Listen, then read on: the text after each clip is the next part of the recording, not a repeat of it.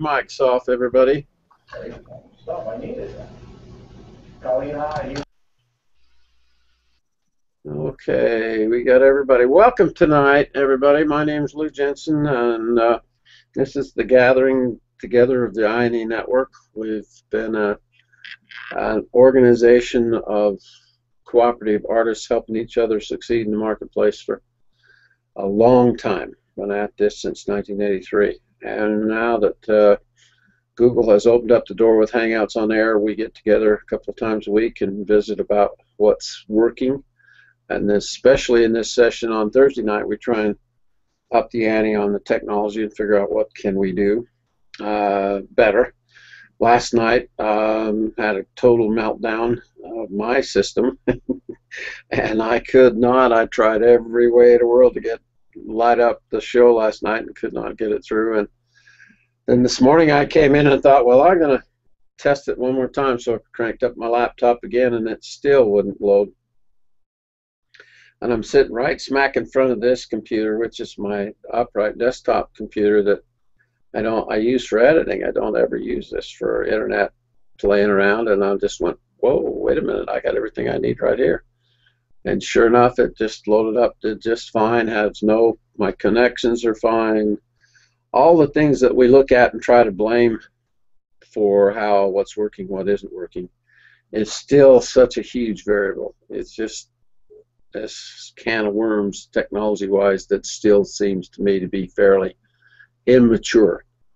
And as it gets a little better and gets a little better, it's going to be amazing what we're going to be able to produce and shoot out to the world with this particular kind of tool. So welcome all of you that are on the show, and those of you that are over on YouTube watching it live, or that will pick it up later at another time when it's recorded and sitting there. Your participation and your mixture is what makes it work. Without us mixing with each other, we really wouldn't have anything here.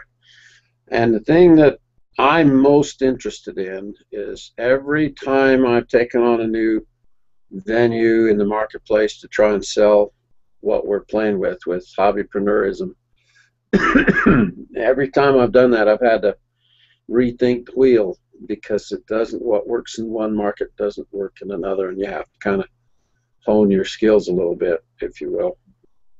And now we're trying to find how in the world can you, as an individual artist, sell you and your work off of Google+. Jay, I'd like you to come on first and tell what just happened to you today.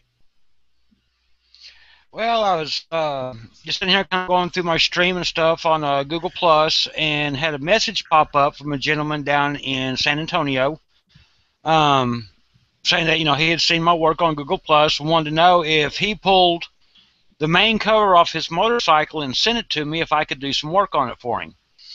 So kind of talked to him for a little bit, and right now I'm just kind of waiting to see what he wants to have done or what kind of design he wants, and then we'll go from there. So he found you on Google+, contacted you through Google+, apparently, found you, and interacting and bringing business your way from San Antonio, which in the past, we all know what it would have taken for him to get that business, don't we? Yeah. You'd had to go there, or he'd had to come clear up to you, or somehow.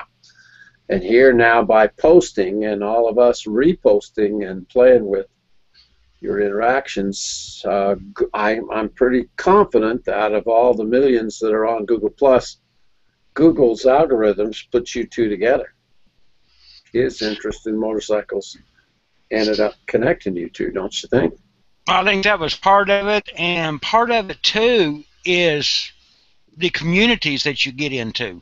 Oh yeah. Part of what I've done is actually on a couple of motorcycle communities, and that's where I've been getting a lot of response from, is off of those communities. Absolutely, because that's targeted.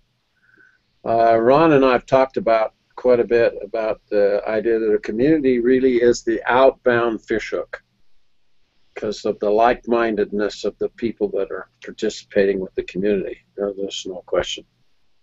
Super, super strong mechanism. So that's cool, because that's what we want to have happen. When we can do a show like this and just sit down and visit about all the business everybody's got, Be a happy camper. Then we'll fine tune it from there. Debbie also has some good news. Hi. I put there's some ladies that were in a fire, and the agricultural dairy community is raising funds to help with their expenses for their family and themselves.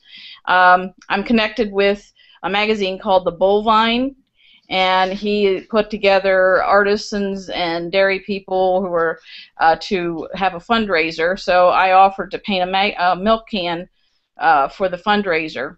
And so late this afternoon, I got a call from a gentleman. I live in Pennsylvania, and this person lives in St. Louis, Missouri, and he would like for me to paint a milk can for him through probably. And I posted this also on Google Plus, and it's also on Facebook. So I'm not exactly sure if it's Facebook or Google where he found me, but it's one of them. I think he found where he found me. Yep. And I just go, once again, how in the world could that connection have happened? It would normally be really challenging to make that work. Wow. Over my years of doing the magazine, both editorial comment as well as paid advertising, you got to a point where it either worked or you didn't. You know, if it didn't work, you pulled your money and went elsewhere. But it was always a luck shot. You put your ad in a magazine and hope like hell what you've done reaches the intended person, and then it does get to come back to you. And that was always miserable. That was not money I liked spending ever. But it was the only way in those days to do it. Right. But now it's a matter of finding one little button push after another, and every button we're pushing now is starting to produce more and more results. Anybody else had any results like that going on? Sonia, where did your crystals? She's got a crystal vase to do. Where did that come from? Get your mic on. You got to turn your mic back on, Sonia.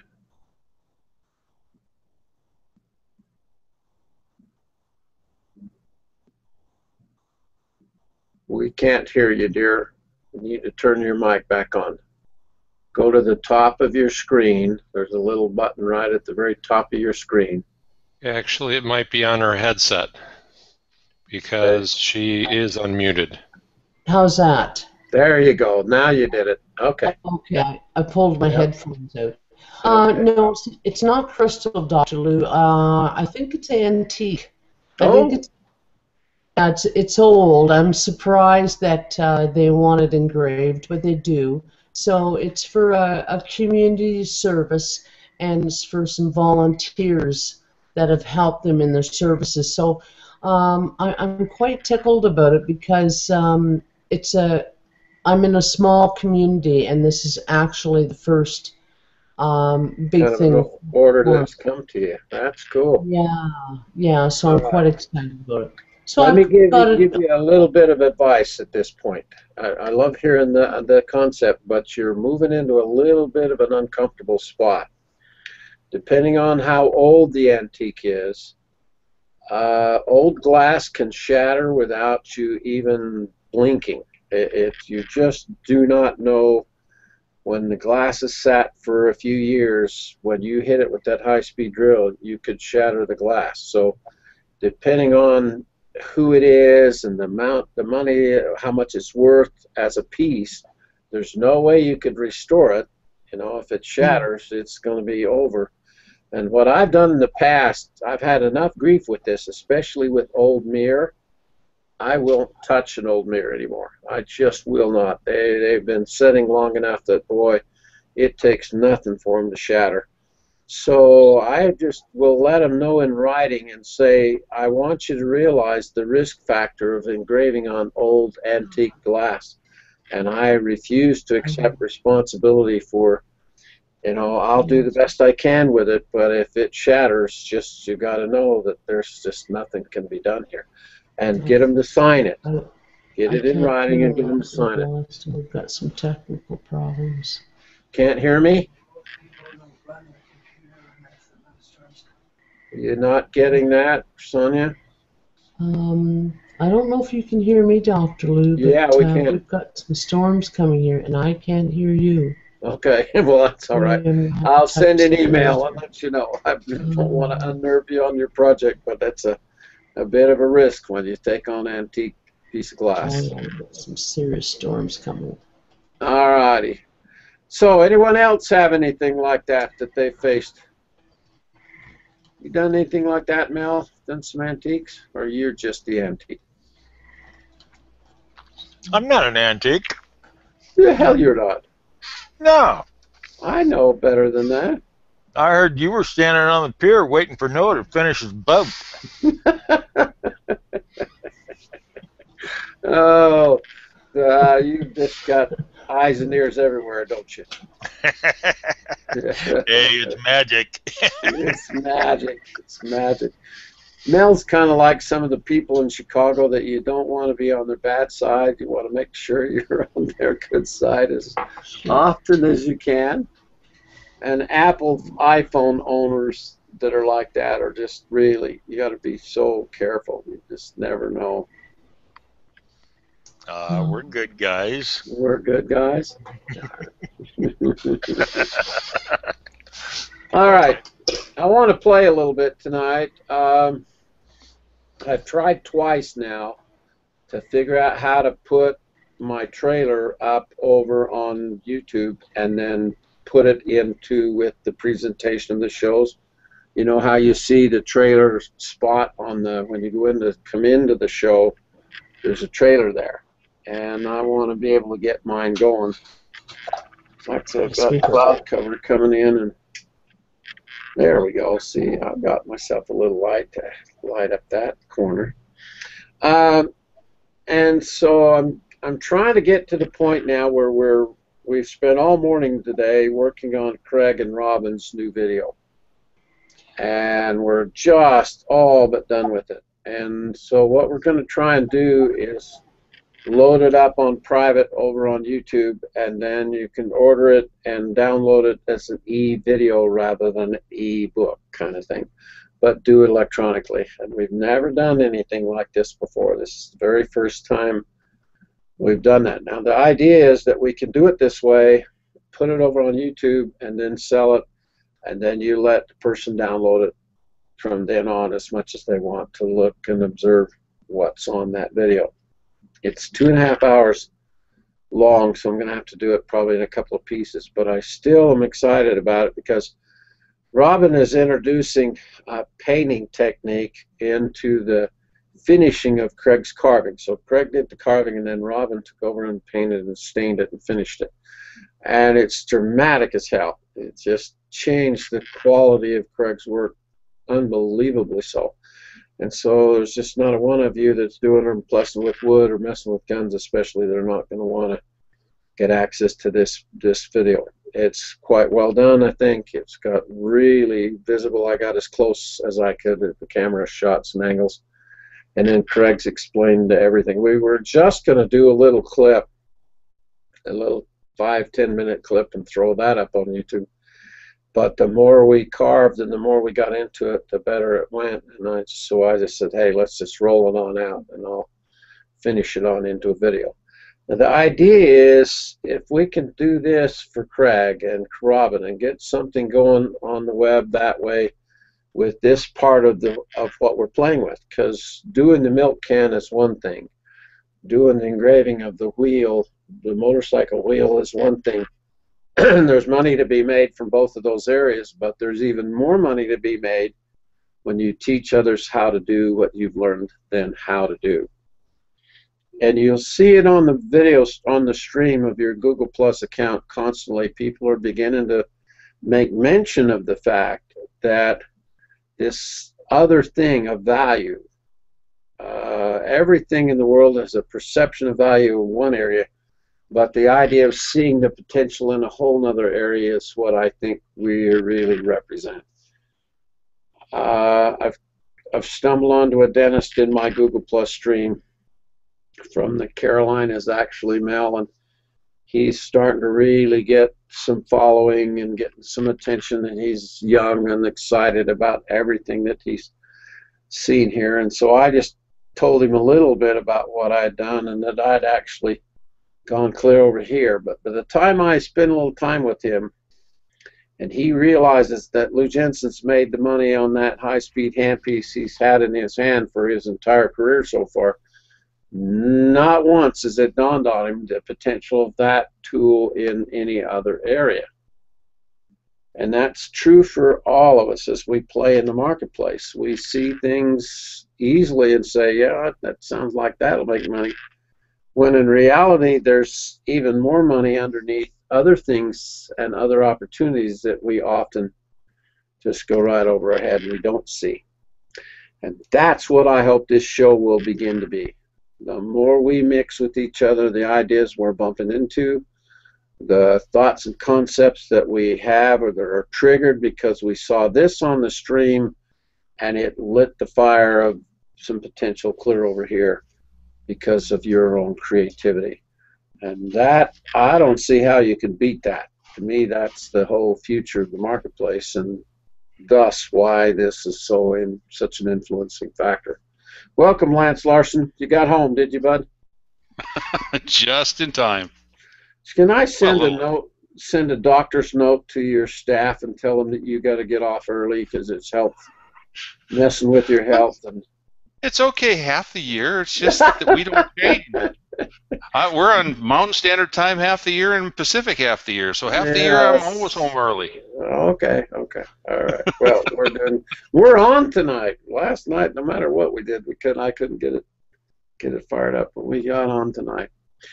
Anyway, what I'm going to do is I'm going to show you, and I don't know how this comes over, but I'm expecting that what will be recorded on YouTube from me doing this will be what you guys now see too.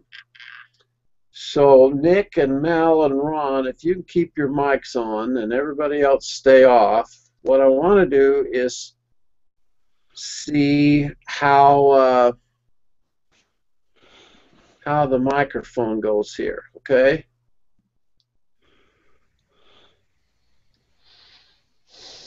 And let's pull this up, and let's pull Craig up first. And I'm wondering if this is audio.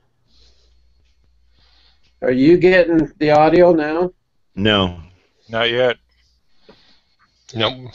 Didn't look like he was saying anything. Oh, what do I have to do? Anybody got any ideas? Get him to talk louder. Sorry about that. I couldn't refuse. Yeah, you couldn't resist. Here I am. Can you hear it at all now? Nothing yet. So what do I have to do to get it through the system, I wonder? So it's coming through on my phones, both of your, Craig's visiting and you.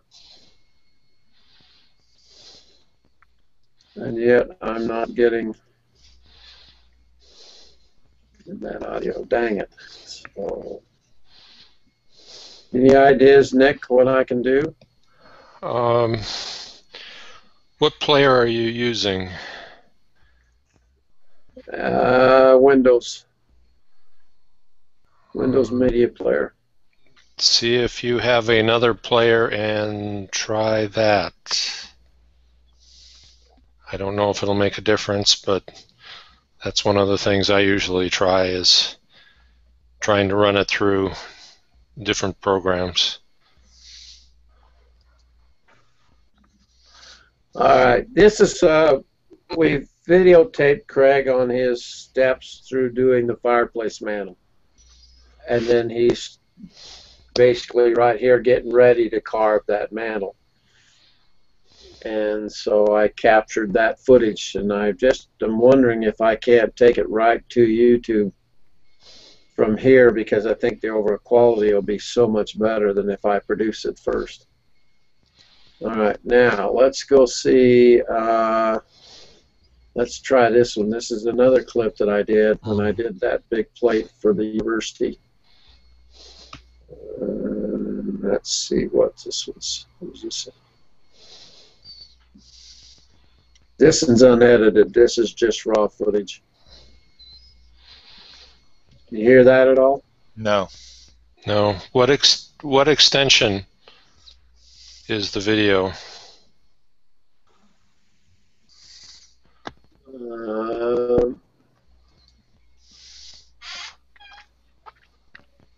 I think it's, you mean WMV or? Yeah. Yeah, I got a converter so I can make it in any direction. I can go any direction I want with it. Now this is a new one I'm having fun with. I'm going to show you here a little. Oh, I wish you could hear the audio. I've come up with an idea of pushing the drill further in front of everyone, because the majority of humanity still does not know what an ultra high speed handpiece is, nor how cool it really is. So I'm going to start self-proclaiming as the coolest tool in the world.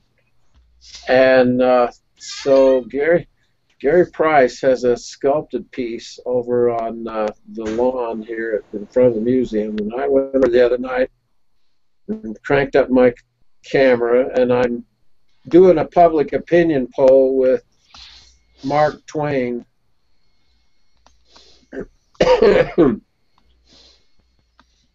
And me and Mark Twain are going to decide what's the most important. The number one tool in the world is the I always thought you were around power in silent pen, movies. or the Samsung Note.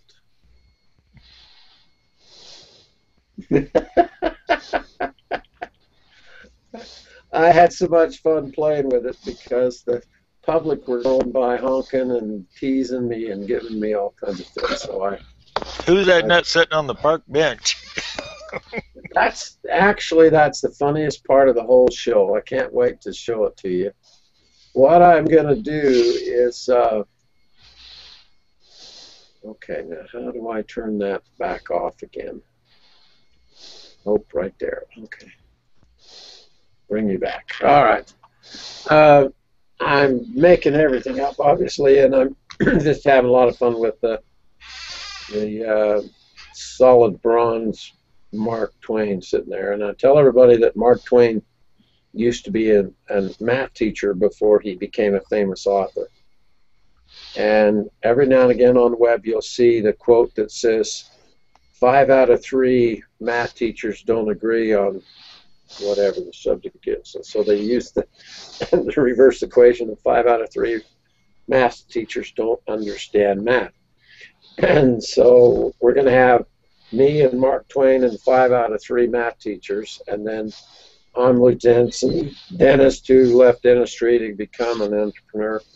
And I'm the 4 out of 5 dentists. You see 4 out of 5 dentists all the time like this mouthwash or agree on this toothbrush or whatever. And so we're going to have the math teachers and the dentists decide which tool's actually the best. And then I go through a series of just discussing how things have happened with this invention and the innovation.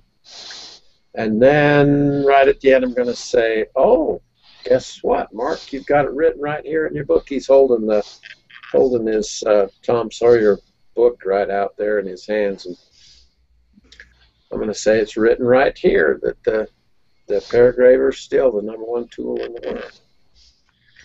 And so I'm going to pick on Samsung a little bit and see if I get any kind of a fun reaction with it.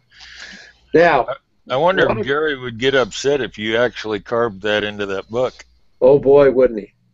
Well, I don't know if he would or not. We're good friends, and he'd probably just chuckle. It's the museum that I think would have a coronary. I could write it in there, couldn't I? Think. Yeah, good, huh? See, it says right there. If that sucker happened to go viral, I'd do it. I'd do it. I really do. But what's interested me in this project is what we're playing with.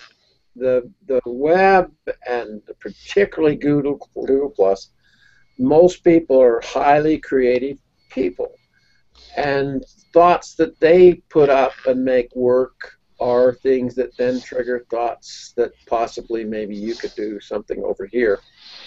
And that mixture of all of us, to me, is what I'm excited about that. The day's going to come when every one of you will be able to videotape your products and put them out on the web and then pull people in your direction. And there's going to be two groups of people from here on out. One group that want to buy your work, and the other person that want to learn how to do what you know how to do. And I'm going to do my best to show you how to cultivate and incubate both of those databases, because that ultimately is just been exactly how I've made my money, and I think it's how you will best make your money as well. So being able to videotape something yourself and edit it as easily as we can edit it now and put it up over on the web via YouTube and then manage it from that point. A lot's going to happen this weekend as I try and put up Craig and Robin's new video, because if that works and that starts to work, I told Craig today, I said, think about how important this is.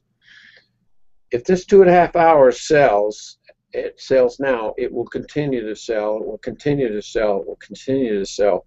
His kids are going to be able to make money on it after Craig's gone, years from now. This is no margin, no overhead cost materials. You make the product, get it done once, put it up on the web, and then it sells and sells and sells and sells. And the download, all you got to do is, when the money's in, the computer will say, here's the video, load it up. And all of a sudden you'll have a most amazing advantage, because you're learning what to do with this new tool, this social media. Instead of just visiting, instead of just being seen, all these kids that have got these ungodly numbers of visits and views, could you imagine how much work they must put in? They've got to spend just hours and hours and hours playing with this, connecting and reconnecting and reposting and working with people of influence that are already way up there on the web and kind of dominating Google+. And they're trying to mix with them more and more and more, and it's just this how many views you have kind of thing. I can't see any advertising going on their sites, so they're not getting AdSense, not getting ad revenue from Google. And I keep thinking, well, why do that? Why go see? So what if you got 1.5 million views? If it's not doing what it just did for Jay, it just did for Debbie, then the views, then the exposure's awesome. But I don't see many of them selling anything. I don't think they're even trying to sell something other than, hey, hire me and let me run your social media for you. There's a lot of that.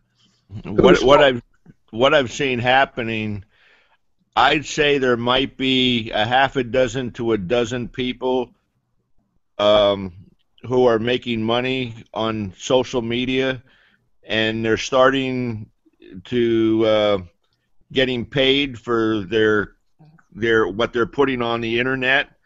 They might be doing something for free, but they're selling a video course, a DVD course on what they had on how to do it.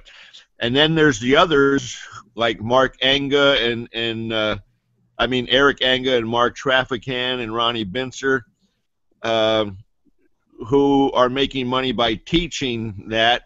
Now, Mark Stone Temple Consulting, they have 40 employees, and they work with Fortune 500 companies, and they've been doing it for, as you know, before even Google Plus was Google Plus. They've been doing it before then. So they've been working with big companies on doing social media and doing accounts. Social media, period. Yeah. Yeah, but those are the ones that are making the money, and I think the ones that have a lot of these younger guys that have, 100,000 views and X amount of followers, I don't think they're there yet. I don't see them, but the others I know for a fact they have something on the side where they're making money. Yeah, they got a paycheck from somewhere else, and they're over here playing with Google Plus, working just like kind of we are, trying to figure out, okay, is there anything here? And what I look at is the long reach of Google Plus. If a community can help you zero in on your crowd and their crowd can find you that way, and then you begin to develop a relationship, geez, that could be, and isn't it particularly appropriate for everything custom? It's just a whole nother deal. For Jay and Debbie to have these orders now come to you, do you see the difference in the trading going on when they're coming to you with the product or wanting something done? When you're out at a show and you're trying to sell something to the customer at that point, the trading mechanism isn't nearly as strong as when they discover you and come to you. And that's how I like to make my marketing work. If I can get something published in a magazine and a wealthy person finds me there and then comes to me, bingo, then it's way, the price is way off the table at that point. They don't care what it costs. They want me to do it. Well, that's the ultimate position you can get in.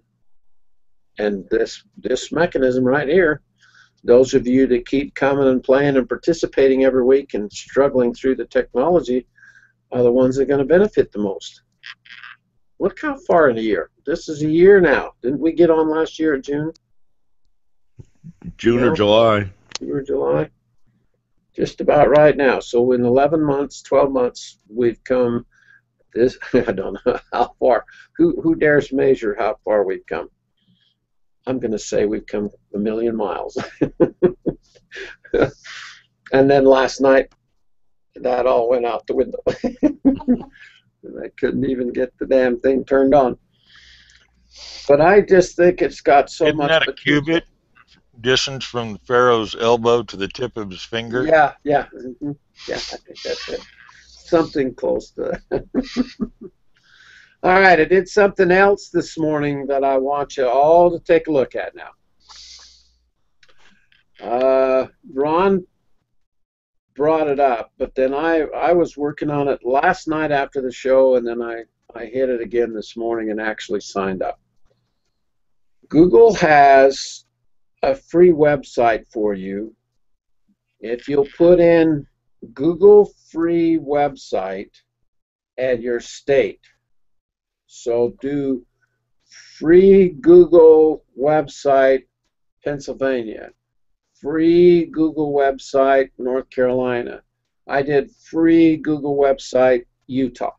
Okay? And what it comes up with is 2 or 3 paid ads up front, and they're different companies, so don't get on the paid ads. But the second, I think it's the second one on my Google search, it came up, the second one is the actual Google offering. Now, what they're offering to do is to do a free website, a free domain name for you, and it's for local businesses. And they'll put you up on the web if you don't have a business. They're saying, if you watch the little video clip they've got there, there's 55,000 businesses in America that are still not on the web, and they're trying to pull them onto the web with this free service. Now, it's free for a year. Then you've got to one-up it now, and it will cost, I think they said $13 a month from that point forward. But what happened this morning when I signed up and started filling mine out now, I've got Dr. Lou Jensen's studio, and I was filling it out thinking that I was doing a website, but what I really was doing was a Google Plus page. And it really caught me off guard because that's not what was told to me on the web, on the Google search, was that it was a website development, but it was really what I got into was actually doing a Google page. So I'm not unhappy with it at all. I put it up, and it's funny, after I filled all the info, because you do a profile. You do a profile for your page, just like you've done the Google profile for Google+. And I've not understood pages much at all. I feel like what I've read and what I've seen and what I've done so far, that the arm of a business with a Google page is stronger because it's linked with your address and availability, and you can put your time that you're open and everything. and then how to contact you. And so it's not going to be people coming running through your door. It's going to be people contacting you now through Google Plus or through your Google Plus account. And I'm going to tell you, it was the smartest damn thing in the world when I launched this, that my Google Plus Gmail account was Lou Jensen Studio already.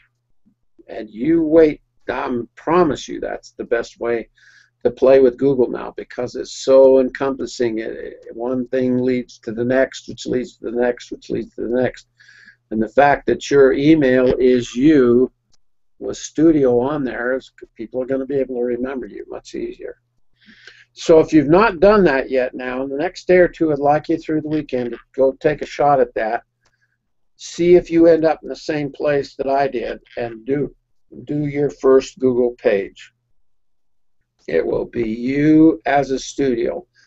Now I put custom, it asks you to define the business that you're in. And it won't let you make up anything other than what they, I guess really they took those definitions out of the Yellow Pages. And I couldn't make it. I tried business coach, I tried small business, I tried hobbypreneur. Every time I'd have anything with hobby, then it would make me a hobby shop, and I'm a million miles from hobby shop. So I couldn't make anything else work. Then finally when I put in engraver, that came up. And so then in the profile, I put a lot about being a personalization expert. And I went after the area that if something can't be engraved by anyone else, that's the stuff I really like to go after, stuff that I really can do. Then I got to list in my profile all my major Utah customers. And it's a local presentation, and I don't know how far that means. I think it means local, statewide for your state probably, is an overall exposure for you. And it's just another way, it's like another business card that you now launch out into the Google world. And I don't see how that can hurt anything. I think it's the right move now for each of us to make, to go get that done and then pull that on the plate. So by now you should be thinking and beginning to develop a community or 2 or 3 that you're interested in. Areas that you're really interested in should be a community that then is attached to your Google Plus profile. And then a page is also attached to your Google Plus profile. And then we start developing those 3 individual areas of your business, your name, and your reputation. 2 or 3 people that are new that have bumped into our stream and are playing with us, I've offered to help them develop their profiles a little more. But I'm also offering to try and help each of you. If you feel like your profile's pretty strong, then don't worry about the profile for a little bit longer. But if your profile on Google Plus, your original Google Plus account, if that profile's not strong enough, then let's go down through it.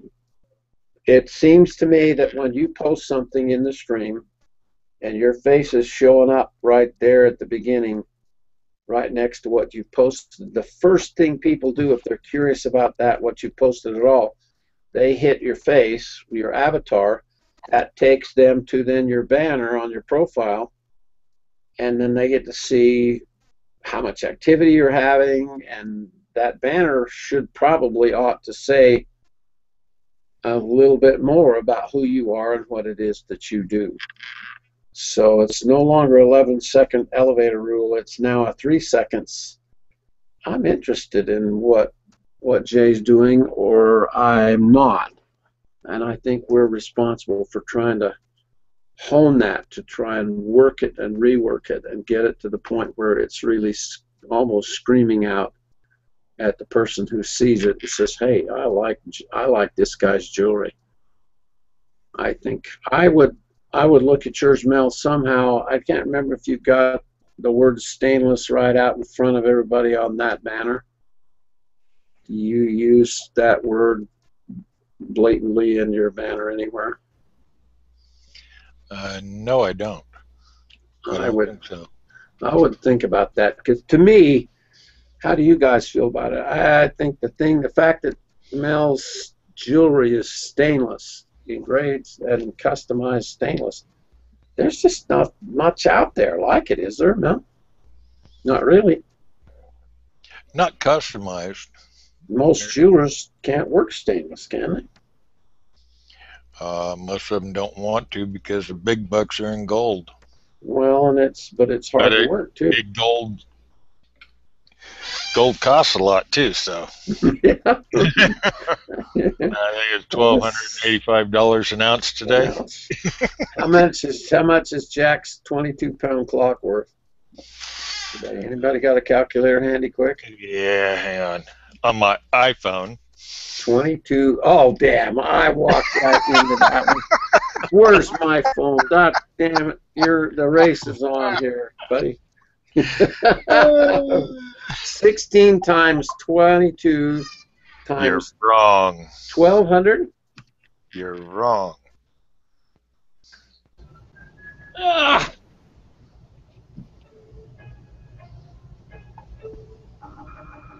Times 1285 equals 339,240. There are 12 troy ounces. 12 troy ounces, you're right. Right, 12 to the pound. That's why your mathematics was wrong. Well, my number's better. And that's all he wants to hear Not is as a number. far as he's concerned. He's probably been laughing at me all these years. Jack called today, by the way, and we've upped the ante on filming, so next Wednesday I've got to go to Salt Lake and film his collection. So I want to postpone next Wednesday's course to Thursday night again, because any chance I get to sit down with him now and capture that collection, I've just got to get that on footage, because I want his $40 million worth of stuff to be the center of our whole handmade whatever else we're going to build here. So I've forgotten about him having to move the show, but I'll let you all know right now. So looking at doing your page, looking at doing your communities, looking at sharpening your profiles now, is there any individual specific question? Do you guys have an idea what the community is? Have you seen that enough and played with me on mine over there enough to know kind of what Lou's doing, or what? Joni, you don't know? No, not really. Okay. What you do is you pick out one subject that you kind of like a lot. Mm-hmm. Okay?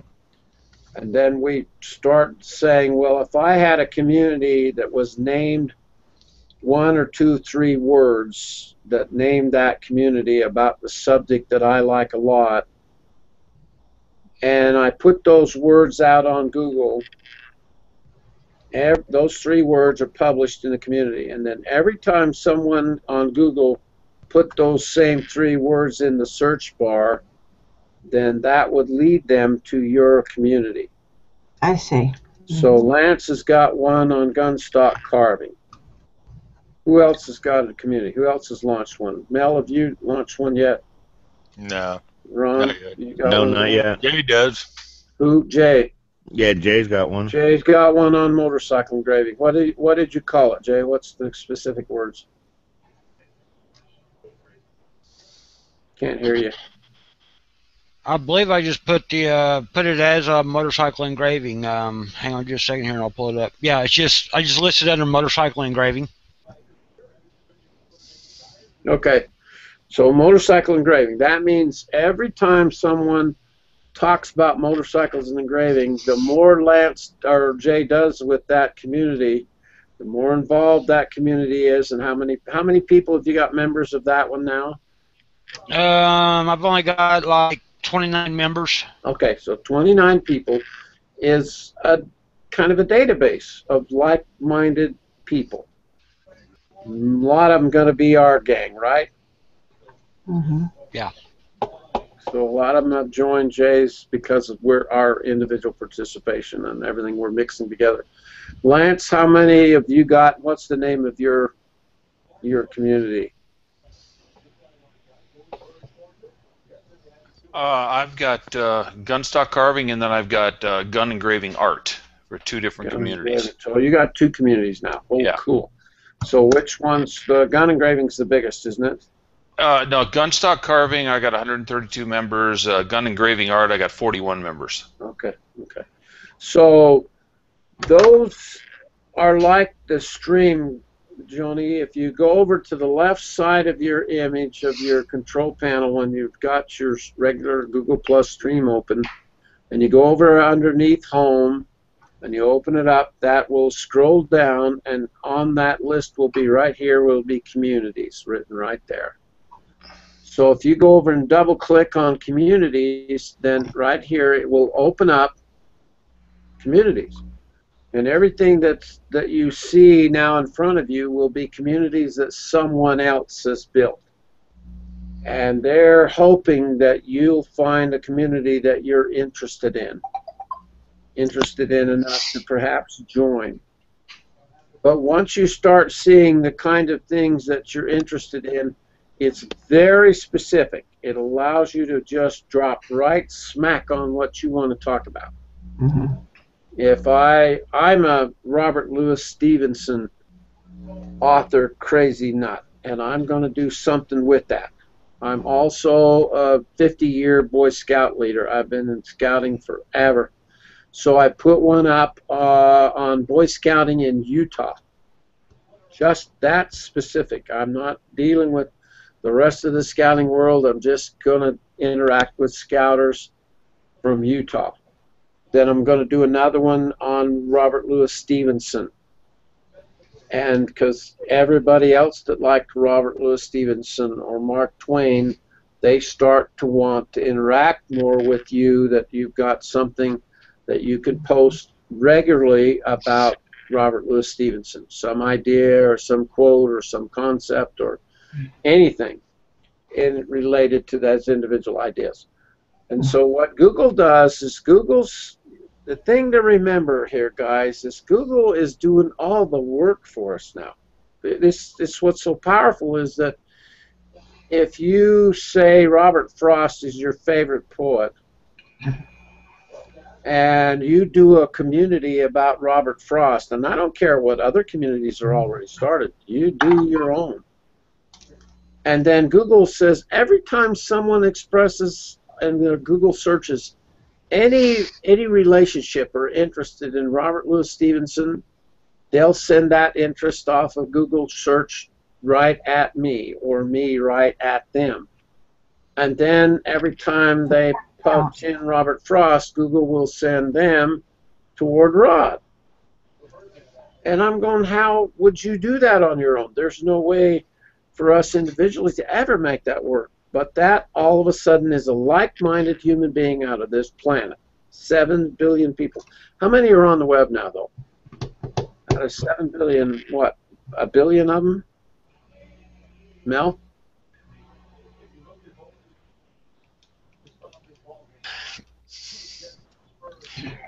I was being a smart aleck, just raising my hand saying I was on the web. Oh, yeah, on. Okay. All right. I don't have a clue how many are on the web, but I'm guessing 1.5 billion maybe. But there's at least 500 million, because isn't 500 million what Google Plus has? I've heard they're half the size of Facebook, so okay, maybe 3 billion people playing with the internet now, but it's growing like leaps and bounds. And what it's good at is putting like-minded relationships. It's all relationship marketing. It's good at putting us all together, and that's what we're after. We're after 80 million baby boomers who are crazy about art, who would like to learn to produce art, who would like to learn to make it and sell it, who would like to have the therapy of a great hobby, I talk about it often, but there's a million people tonight who would love to find us. We're playing with exactly what they would like to play with if they just knew we even existed. And I sense that our reach has really gone this year. We've gotten further out than ever before because of this little tool right here. Lou, I did a quick search, and they say over 2 billion. 2 billion on the web. Okay, I overdid it a little bit as I usually do. 2 billion. 2 billion that are up. Now, do you know what Google's trying to do? Google's going to float internet Wi-Fi on balloons and float them all over the world so that everybody can have a connection to the internet. Instead of it connected through the normal cables and all the other connections, they're going to try and electrify the sky with balloons that have Wi-Fi on them, and they're playing with that already. They've already got them up experimenting. So figuring out a way, won't the connecting of all of us as humanity help? I think that's a good thing. I don't know, maybe not. Some of the idiots that post some of the garbage in my stream, I keep saying, I don't think humanity is going to make it if there's smart people like some of them on the stream. But I'm pretty good at erasing them. If they show up in my stream and they've got the kind of garbage I don't want to see or interact with, they're gone. And Google will let you groom and control what you're seeing and what's coming through your stream as well. So by the time we have our profiles done, then we get a communities growing and going. I've got, God, I haven't counted them. I think I got about 15 communities. And what I'm doing is fishing. I'm trying different lures. I'm trying different concepts. I'm trying to see what kinds of things will interest. Number one category for us as a company has been the wood tool buying hobbyist. For as long as we've been in business, the number one interested person is already a woodworker, love passionately working with wood. They've kind of always wanted to do a little more graphic stuff. And then the first one in that category is the gun interested person. Yeah, I did carve a gun stock and turn it into a buck. It just seems to resonate with a lot of people, men and women. That's what interested you, Sonia, isn't it? And that kind of what you've nibbled at a little bit up in your areas. You got a lot of gun people there around you.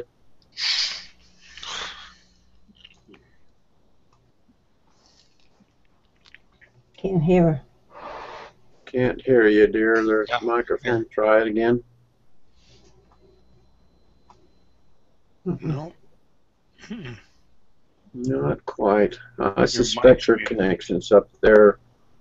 Trouble. Try and unmute your mic, Sonia. It's right up here at the top. Right up there. There's a little button. Unmute your mic and try it again. Let's see if we can't get you live. Well, she was unmuted, but it may be a matter that when she unplugged and replugged, she lost her phone. Yeah, the microphone may not be working now. Sonia, there you go. There you are. Am I in now? Yeah, now you are. You got it. Atta girl. Now go back and say what you were talking about with the guns. Oh, okay, Dr. Lou. Sorry. Yeah, there's a lot of hunting here for food, and it's a big resource here. People come here from the States, actually. They come here from all over the world to hunt and enjoy, you know. So yeah, it's something that I've gotten into, and I think it'll be something that will go for me here. Could be really strong. Yeah. You need to get 2 or 3 really nice samples. Take your business card and go meet all of the outfitters, guys that are the guides, the hunting clubs, the hotels where people stay when they come in from out of the country and come in and hunt. They have to know you do the kind of stuff that you do.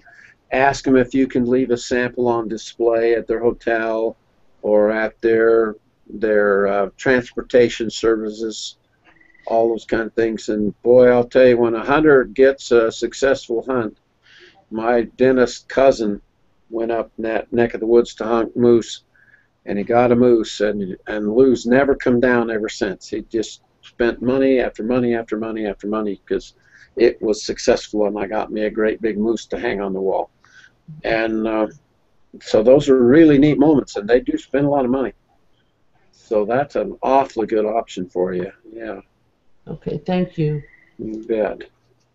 So that side of finding what you're playing with, what your interest is, and staying pretty close to your knitting, to me, is still exactly how fishing is. You're going to go catch a big fish. You better have a little bit of counsel from somebody that's actually done it. All those upscale marketing shows, that 5 shows on upscale marketing of targeting your efforts to do only the very elite stuff, the exotic stuff. When you're starting, obviously you'll take anything you can get. You're going to do some engraving for somebody on a tricycle or a BB gun. I'd probably do that too.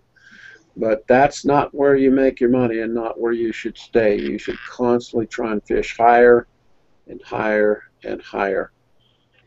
And then you can get to the point where you can kind of pick and choose, do what you want to do. All righty. I can't think of anything more tonight. I've hit it pretty hard. Really try the Google free page thing. Jump in on that and let's see if you can't launch one too. It's free for a whole year. And then what we'll try and do is figure out how they get promoted and how they get connected. I got 5 or 6 pages done, but I've only got 3 or 4 that I think are even launched yet, and I haven't even figured out how to kick them out the door. So there's a lot to learn here. That is for sure.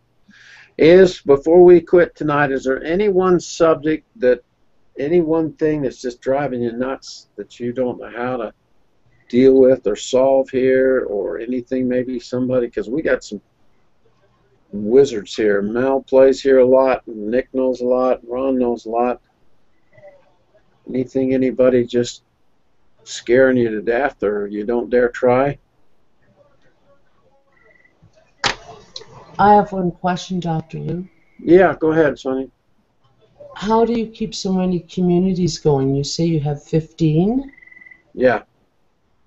I don't. That's the truth. Between Sonia, I've never had more irons in the fire than I do right now. Never in my life. I've got Franklin Covey, who's the Steve Covey's company, $800 million company that wants to look at my book. Director of Creative Development has given me a nod to come and show him the book, and then I got a chance to maybe sell it at Hobby Lobby.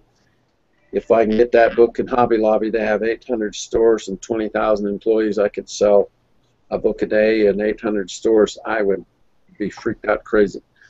And so part of what my work effort is I only fish for the big stuff now. I'm long past starting my career. What I'm trying to do now is basically find a really strong vein of gold that will help us as a group, the INE network, get the status and the credibility that I think the INE really deserves.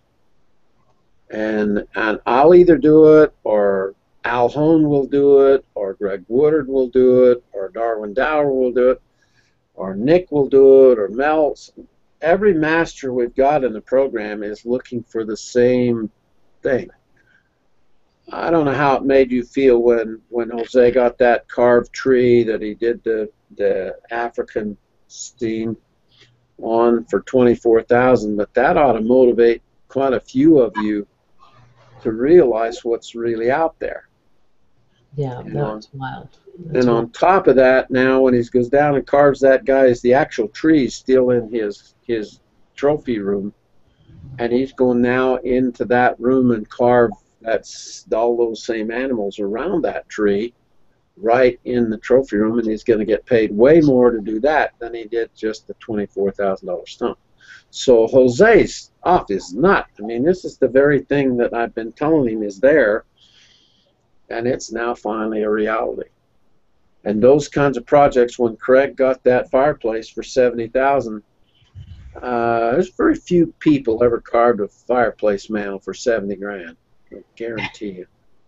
Very few got that kind of money. And then Al's done his work up in the 50, 60, 70, $80,000 range. Those get to be really fun projects. I don't know. I think the highest gun range we've had, gun is in the $5,000 range, Sonia, but I'm not. Lance, do you know any more? What would you think the highest carved gun stock? Bill Janney was 3,000, and then he went up to 4,500. So he's just a little under 5,000. But I haven't The looked at highest I ever heard was 34, so I don't know. Well, to engrave guns, I mean, to do the whole gun, do the metal and everything at Winston Churchill, he's up in the 100 to 110,000. Oh, yeah, that's a different story.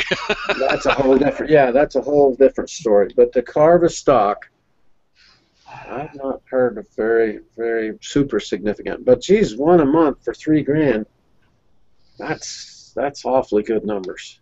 That's decent money. Yeah. So whatever you start with, what we're looking for in the long run is the high-end stuff. When I showed you the pricing show and we looked at what's his name's handmade knives for $1 million a piece, and that handmade clock for $3 million, and those custom handmade boats for $270,000. There's some unbelievable numbers out there of people that are doing really well with hand-produced kinds of things, and I hope that will be a fish hook we can lay out there in front of all of you, that one day you literally can make your living doing what you love doing in the first place. Okay? Yeah, go, Joni. I'm having a little problem with something, and that is when I'm doing a gun stock. I've got my thing done, except for the finishing of it, for the what kind of oils, what kind of, I want to be able to, I know what I want in my head. It's hard to explain, but my carvings, well, similar to what I guess what Keith is doing.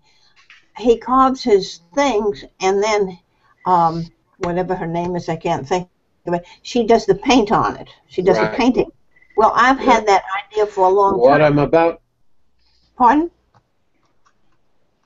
I said what I'm about to show you at this video set, I've recorded everything that Robin did, and she was extremely thorough about it. And all it is she used her painting background to come in and use her oil just like she would paint, and yet come in and shade the wood with the painting.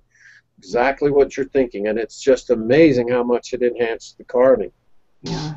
And most gun finishing carvers, if they wipe it with stain, tint it a little bit with stain, and then spray seal it, that's all any of us have done for years. Except that's the Band-Aid on how it could look. And when you see what the change in the painting, how she's actually oil painted it, you're going to be thrilled, Joni, because that's exactly what you're talking about. And she goes through exactly what I'm thinking. Really, really well. It's going to change the overall look of all our carvers. Anybody doing gun stock carving is going to go nuts when they see how Robin's finished it.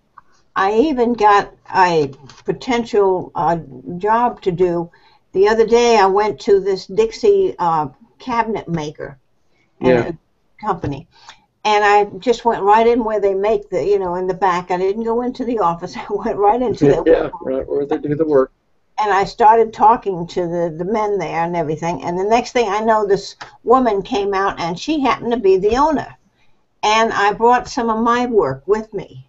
So she could see what I did.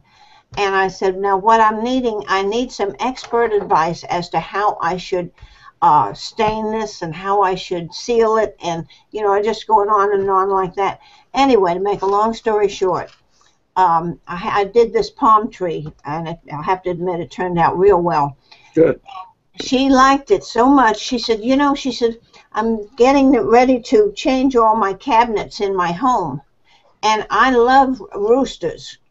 And she said, I would love to have you put roosters on your cabinet, my cabinets for me. And I thought, wow. Bingo, what it is right there.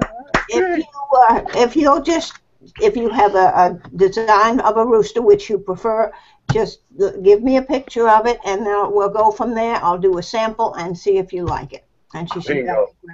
That's as good as it gets, Joni. That's as good as it gets. That could be the beginning of the rest of your life right there. I hope so. And you know, Yeah, if you do a good job of that, that's perfect, isn't it? It's Yeah. exactly the right mechanisms. Yep. All righty. Wonderful. Everybody's got, has anybody here not got enough to do? Is your life so boring and so dull that you don't have enough to do?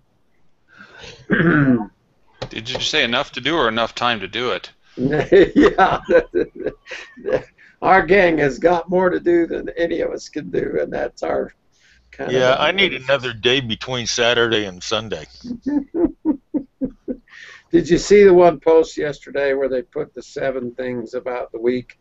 This day, this day, this day. And then I posted at the end, I says, all right, if you could just create 2 more days, I need 8, 9 days, not 7. I can't get it done even as it is now. So we're on the same page, Malrick. Absolutely. Well, Lou, go ahead. I can tell you within 3 days of the day that you were born. This is a trick question. I don't know. Is it? I don't know. You can tell me what day I was born? Yeah, within 3 days of the day that you were born. Okay, who's going to bite, Joni, first? Yeah. I'm older than you, Joni, so let's have him. Wednesday. Thanks for the... Wednesday. Oh, you schmuck. Yeah, that's how many who's buried in Grant's tomb crap, isn't it? That's a... Yeah, pretty much. Okay, there's a book in there, Mel. I'm just promising you there's a book in there. How to be a smart ass and get away with it. One smart-ass joke on the end of the show. Why not? Why not? Well, I'm proud of all of you. I appreciate your struggle to come and sit down and participate. Sometimes the mix a little silly and a little ridiculous, but we're just here. But we're all learning. And I can't thank you enough because it's a real challenge. My show that I'm going to do next week that I'm saving now, I posted, put it back up, and I couldn't find where in the hell I put it tonight, so it's still sitting there. And I'm going to try and go back and retrieve it yet. But the show I did was the one extra tool that not everyone uses is the strength of like-minded relationships that help keep us going. You get the dream here, and the target of what you're after, here's where you really are, here's where you'd like to be, and getting from here to here. The difference for me in my 38-year career has been the people in my life who helped keep me going, who believed in me enough, who gave me enough counsel and enough advice. Without Woody, Searle, and Jack Solomon, there wouldn't be anything here. There would not be Keith Combs' place wouldn't exist. The drill wouldn't exist. Nothing that we're playing with would have ever materialized because those two had tackled pretty strong mountains of success themselves. And my dilemma was kind of the opposite of most of you. I realized that I was making an awful lot of money drilling teeth, but I hated it. And I couldn't find a way out. I made too much money. And the second I started to breathe to anybody that I was even thinking about quitting my practice, oh my hell, the social fury just went off in our little town like a bomb. And talk about ridicule. You just have to know he's gonna what? He's gonna quit his dental practice to go carve eggshells? Has he lost his ever-loving mind? I could just hear. We're the men in white coats. Yeah, call the shrink. Get the butterfly nets out. Because I didn't have a midlife crisis. I had a midlife meltdown completely. So without that counsel, without those relationships, without those friendships. And most of what we have developed here in this year using this system right now has, I hope it's helped you as much as it's helped me. Because every time I get more going than I can deal with, which is Luz Jensen's favorite trick, without having you guys to kind of steady the ship and help me continue to think about what I would like to do most now is finish my life with a really strong story about what's happened with all of us here. Whenever I post Discovery Studio Circle, there's 3 stars above the eyes of each of those 3 words. And the 1 star represents my story, the next story is the star represents your story, and the 3rd star represents another person that we're now beginning to influence. And none of you have played in the range where I've played with trying to influence someone to say, hey, this is a pretty good thing, and then launch that for them and charge them to help them get that started. And that's quite a hurdle for most of you to get over. You're all billing and thinking still mostly as consumers. And I've got to swing your life over that it's okay to be a producer. It's okay to have a business. It's okay to charge for what you do. It's okay to charge a lot for what you do. And it's okay to trade in the economy in this upper social strata that then will pay your bills beyond anything you can even think about. Robin Colson is just about to blow the doors off the whole I&E network. Because if Kathy Ireland starts paying attention to what we're doing over here with the Inspiration and Encouragement Network, that little chicken is a $300 million a year machine. And if Robin starts carving those special projects for her, can you imagine what's about to happen in her life? Craig is playing around with probably the world's greatest wood carving. Al's got 2 or 3 projects that are similar. Greg Woodard just continues to be right on the top of the whole damn heap. I mean, when he won the world championship, he jumped to 20,000 the carving, and he's never looked back since. Ben Foe in Chicago actually mixes with us the least, but Ben is getting the strongest numbers of anybody out there. He's getting 30, 40, 50,000 the carving, and I just sit back and think, oh, good Lord, imagine what the future is going to hold here. I've seen some of his work.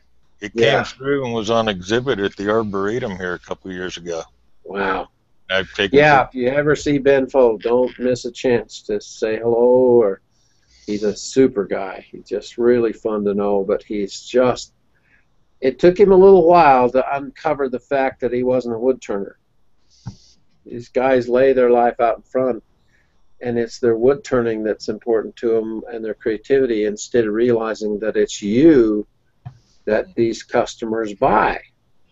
You guys are the ace in the deck. Your name, your reputation, and they fall in love with you. And that's when the checks and the money starts to really flow. That's when you get the charisma out there. Yeah, you're playing with it. You're, instead of it saying, well, I wonder how come Frank Sinatra's got all this damn charisma, or Robert Redford. And there are a few that are born with it. I don't know. I've had a little bit of that get me in a whole heap of trouble. That's for a private hangout, Mel. We'll talk about that later. Yeah. But the really fun part is to play with the fact that someone likes you. If someone likes you and enjoys what you're doing and who you are, and you can begin to develop that relationship, can you imagine the chance, and I've dreamed of this for years, of having the chance to sit down on a bench at Disneyland with Walt Disney. And you get to sit there for 3, 4, 5, 8 minutes or whatever, and you get the chance to try and begin to build a friendship with Walt Disney. What would you say? What would you do? How would you handle that moment? Would you spend the rest of your life saying, God, I wish I'd have been ready for that. I didn't do very well. Or Oprah Winfrey. I would love to have an hour visit with that woman. I just can't. She is one of the strongest people I have and best people I've ever crossed paths with in that same range. But it's the same thing when I get to sit down with Jack. I mean, I bumped into him over 30 years ago. He's my oldest friend now. And when we get on the phone, we can talk about anything. He teases me, and I get to tease him back, and we talk about everything. And just about every time, Jacob says, "How are you doing, son?" Just steadying the boat, trying to help me manage. When we tried to go public and the company didn't make it through that public offering and we just spun us completely out of control, he was a part of that whole mixture. He's the one that sponsored me on the NASDAQ. And when it didn't work, I lost an awful lot of money. And he's kind of been there to help steady the ship, help me keep things going, help keep my dreams and my hopes alive and the fire burning for me. Because we all go through those times of self-doubt and questions and worry and anxiousness, and there's not a one of us that don't have a whole batch of problems that we wish we didn't have. Well, the next time you talk to Jack, tell him how much we truly appreciate what he's done for you. Actually, I would do that. I'm trying like hell to get him onto a show. Remember the one I did where we were at his house and he wouldn't be live? He does not like that stuff. It's just because he's got so many people after him anyway and his money. And he's now swinging my way pretty hard because he's just not sure how much longer he's got. And so yeah, we don't care about his money. Yeah, I know you don't, and that's what would make it so fun for us to kind of participate and mix, because he really has. His counsel has helped keep me in the saddle. And when I first got this bug in me from Woody Searle, when I was around Woody let me be close enough to him to kind of see what his life was really like. And that old boy, he could fix just damn near any temporal problem that anyone faced. It didn't matter what it was. He picked up the first night I met him. The very next morning, he picked up $500,000 and just parked it right on the park bench and says, "Okay, son, your problems are over for a while. Let's go to work and get it cleaned up." And good to hell, I couldn't have solved that problem that fast, that easy if I'd have tried, if I'd gone into the bank with a gun. And all it You took got was to a be phone call. choosy on the bank. Yeah, well, you got to know how the damn system works. And I was a 35-year-old kid. I still didn't know. Yeah. And you have to learn. And I'm going, if you could learn and do well with your own, and then you turn around and share what you've learned about stabilizing your temporal side of your life, managing your problems and picking up your talent and doing something with it, I don't know how you can do a better job with the last few years of your life than that. I really don't. Oh, I got some good news for you. Oh, good news. Good news time. Yep. The doctor gave my darling wife permission to stay out of the sling as long as she was in the house. Oh, wow. When she goes out and about in town, to wear it as a cautionary sign so people won't bump her. Bump into it. Okay. Great. Good. And That's she's good news. getting a whole lot of movement in that shoulder. Good for her. That is good news. Yeah, I had to make one of the little pulley rope things for her last night because the therapy place wanted to charge her $50 for one. Oh, good Lord. Really? Yeah, Wow. I think I spent a total of $9. $9. Yeah. And isn't the healthcare thing going to go just absolutely berserk now, too? Oh, yeah, it's nuts. Tamika went in and had 2 shots. I'm serious. She went in about 3 or 4 months ago, had some really strong pain in her left arm, and her radial nerve, these 2 fingers are connected to the radial nerve that goes up through here. And so it's kind of a tennis elbow thing. And she hadn't talked to me at all. I thought that was the ulnar nerve. Ulnar nerve, you're right. Yeah. Ulnar nerve. And it's she went to the University of Utah and didn't say anything to Dad. 2 shots, and it was $5,000. 25 ridiculous. frickin' $100 a shot.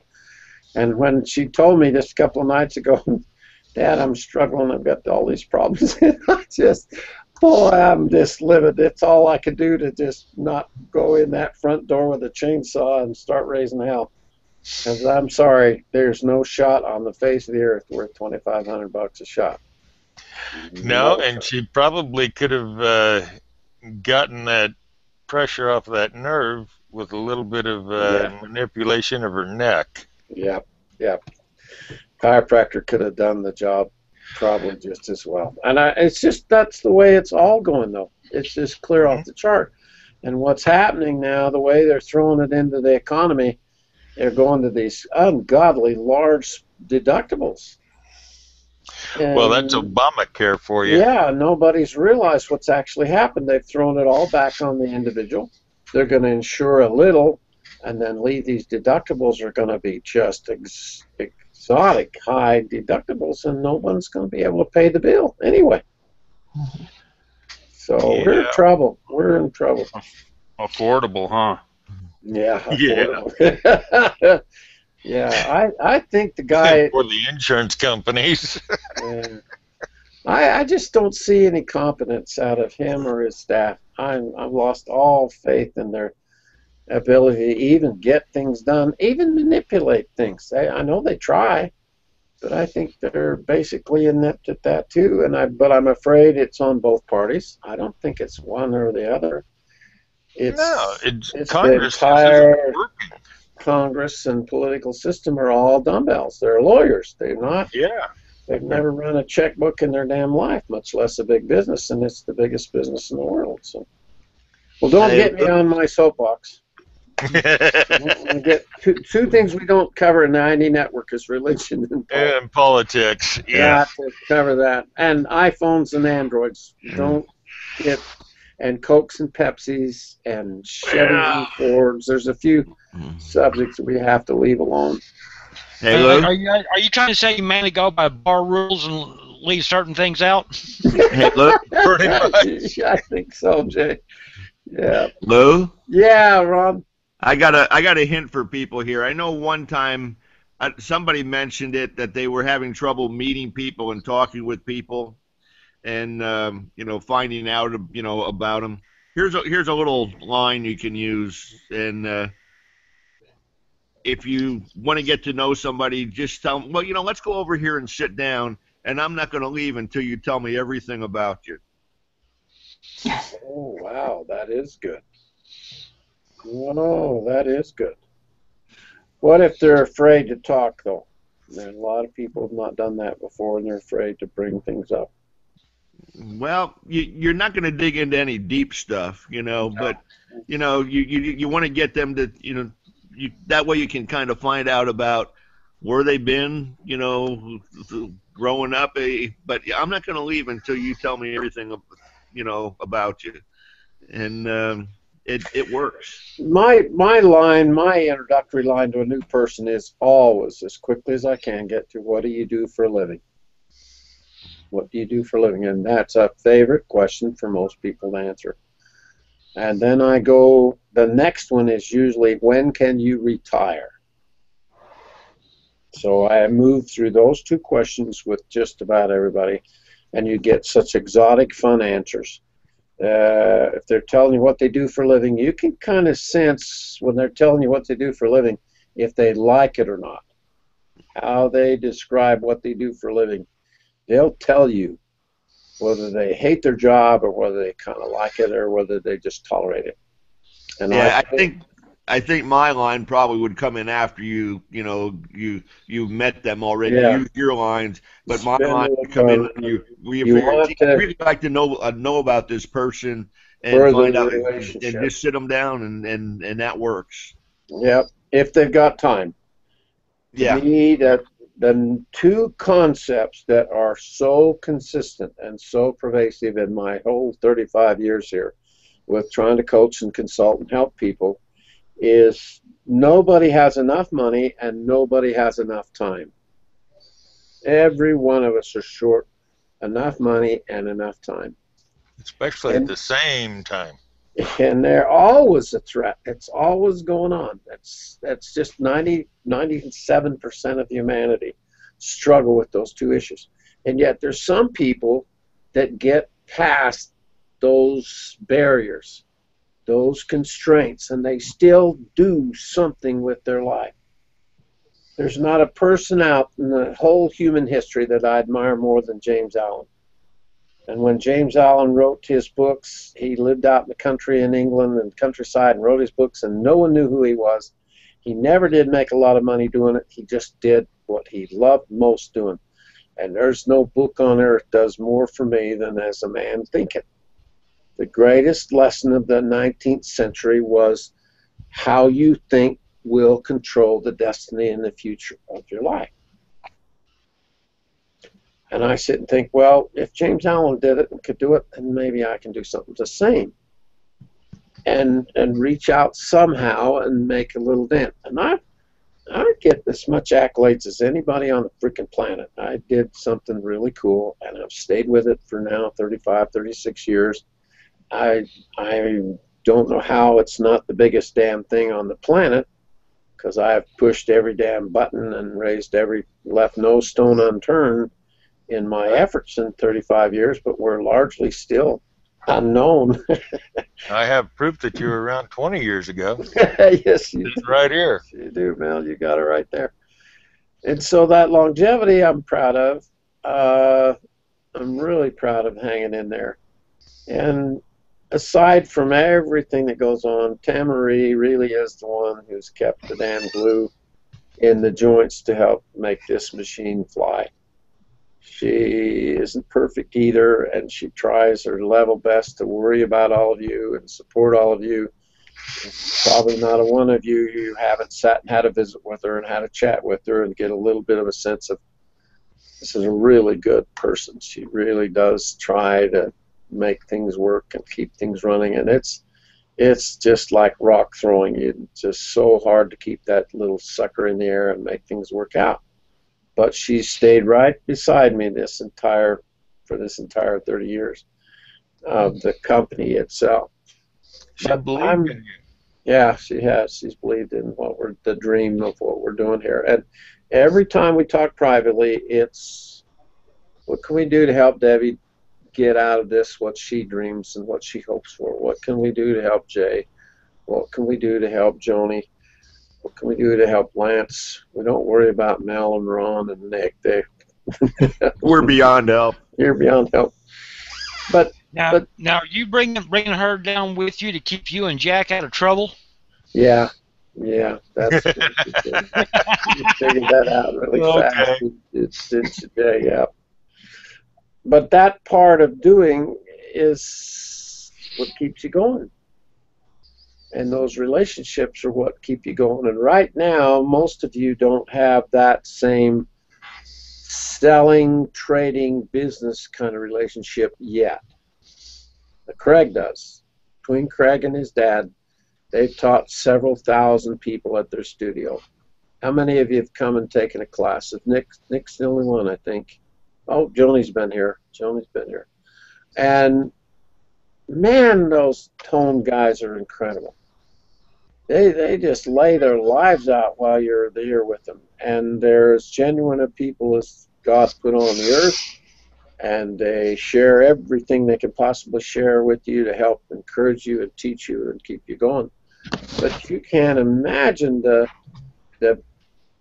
backbone or the support that is to Keith now after these many years, and the people that are sending him gifts and calling him and doing. When we did that little show around him, that was the coolest thing we've done in a long time, because we did that show to help Keith learn and see firsthand how much influence he's had. And there's people, Nick, you're one of the great contributors here. You have helped and helped and helped and helped and helped people with no thought of the return. I know you go out and do these shows and support people almost unbelievable degrees. And yet, isn't that a pretty satisfying part of your living? And now we have the tool and the mechanism to reach even further. So your participation, all of you are looking, everyone's watching, everyone's trying. Every time I do a show, I try and give you something new to think about, something new to do, something new to work on. And some we do actually works, and a lot of things we do don't. And we just keep staying with it. So let's do that. Let's keep going and see what we bump into this week. Start tracking your database, every one of you. Joni bumped into somebody this week who she might can do some work for. Walt Disney, Joni, Walt Disney would be advising you right now. He would say, the wheels of business turn on the wheels of friendship. Okay? So your job first is to make a friend out of this woman. More than selling her something. More than that. What you're trying to do is make a friend out of her. Yeah. One of the tricks that I like to do, Joni, how big a company is it, do you think? Well, they're pretty big. Not big like you may think. But for this area, for the section of Florida that I live in, they're pretty big. Pretty substantial. She's probably got a secretary. You think? I don't know. I've never went in the office. I only go in the back where the men are. All right. Call the business tomorrow. Call the business and ask if she has a personal secretary. Yeah. Okay? If they've got a personal secretary, what I try and do is ask the secretary what's their favorite thing in their whole life, or what quote. Do they have a favorite quote, something that they're always throwing into the business? Usually business owners and business leaders and managers are like that. They've got a favorite Browning quote or favorite Steve Jobs quote or something. And so find that out and then engrave it in a plaque, put it on a piece of glass, whatever, and next week you walk in the door and say, and drop it off. Don't go in and actually meet her. Take it in, give it to that secretary, and let the secretary who told you about her more, let them make that gift to them. That's a really neat exchange. I call it a second-handed compliment. Yeah. You're making a compliment, but it's not directly from you. It's through that person that helped you find out that key information. I did this with Malcolm Forbes, and I did it with the guy that owned Longaberger, the basket making company, and their secretaries know them really well. Yeah. But they don't ever interact with any business people on the same basis that I have interacted with them. And these little fun, little customized, personalized little gifts that we can do go a long way to begin to build friendships. Yeah. Hey, Joni, her favorite thing are roosters. Roosters. You already know that. You've already said that. Yep, already. So carve a rooster in an emu egg. That'll knock her socks no, off. that's too much. That's too much. You don't want to do that this first gift. If it's too much of a gift, then it smacks of bribery. Yeah. You can't overdo it here, but you do. I mean, I like to sandblast rocks. I got a lot of cobble rock around me, and I can take their favorite quote and put it on a piece of glass. My favorite thing is that little $10 block of glass, that little almost 2-inch thick piece of glass, and I put thank you on it, and I put all kinds of quote stuff, and I got quite a few of those laying around. So I just sit down and bang one of those out for somebody. But if it's a leader of the church or leader of the schools or somebody I bumped into that I want to continue to influence, I try really hard. Editors, I'll go to great lengths to make a friend out of an editor before I ever come in and ask for a favor for one of you to get a story published. You walk through the door, gift in this hand, and then ask a favor in this hand, you're just going to shoot yourself in the foot. Yeah. Except with Debbie Corman. Can't you be bought, Debbie? I heard you could be fried. You need to tell that to the dairy industry. They're always looking at it the other way around. Yeah, those cow people, they got that. Yeah. Got it all. You need to teach them how to do that. Bass backwards, they got it. That's what Woody called it. He says, son, you got this whole thing bass backwards. He says, I'm going to have to rearrange your whole life. He says, you got it all wrong. Your financial side. And he asked me who was my business manager. And I says, me? You really ought to fire yourself. You're doing a lousy job. Right, the very first night I met him. So, all right, good session. Thanks for coming on. Enjoyed mixing with you. I hope that we helped a little bit. If you're going away with some questions, that's probably a good thing, I think. So, it's good that we have Mel and Ron and Nick around to help all of you answer the questions that I can't answer. Yeah, if we don't know the answer, we'll make something up that sounds good. Damn right. Sweetheart, you buy that ring, I'll make up the damnedest story you ever heard. I drive Ron and Mel crazy with questions. I'm sorry, Julie, that doesn't go. That won't fly with me. Johnny, They're already crazy. I gotta tell this one because Okay. it's just too damn cute. A couple weeks ago, I'm driving down the street on a Wednesday evening, coming from dog obedience school, and I get a phone call from Joni. Yeah. And I'm telling her how to get on and what she needs to click on and all this. And she asked me if I could see her screen. Yeah. And you had a rude answer? Well, no. I said, no, Joni. Yeah, sure. I can see your screen. Uh-huh. Okay. I'm driving down the road. Well, her niece or somebody that's related to her has screen share attached to her computer, and that's what she was thinking I was doing, was being able to zoom in and visualize what's going on her screen. And I'm in North Carolina, and she's in Florida. Hasn't the world changed? Last week, Utah passed a law you can't use or activate and work with your phone anything while you're driving. If they catch you, it's a $180 fine or some damn thing. So no on the phone distraction anymore, texting. They're just coming down on it really hard. Especially not texting. And I don't drive overly well anyway, so I'm pulling over now and using my phone when I have to. So, well, you know, one of the things that you fellas don't realize, or at least I don't think you do, that there are a lot of terminologies, a lot of things that y'all do way ahead of me in this new Google thing and everything. Yeah, and sometimes I wish I had a dictionary or something that would apply to Google, because I don't. Well, what I'm getting ready to do, Joni, is I'm going to literally film everything that I know and show with video. But I'm going to do it. Instead of these kids, the kids all do it, and they do it too fast because they assume you know. And we don't. And when there's something missing in there that you don't know, it's like a tow chain. You can't solve the problem. If you don't know to push that button or which key to hit or what that word means, you're stuck.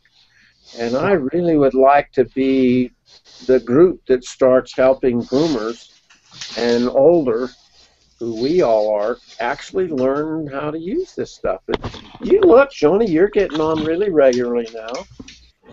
And that alone is quite a feat. I mean, seriously. Well, thanks to Melon and Ron. Yeah, get us an account set up and get it figured out, and then we handhold each other and make it on through.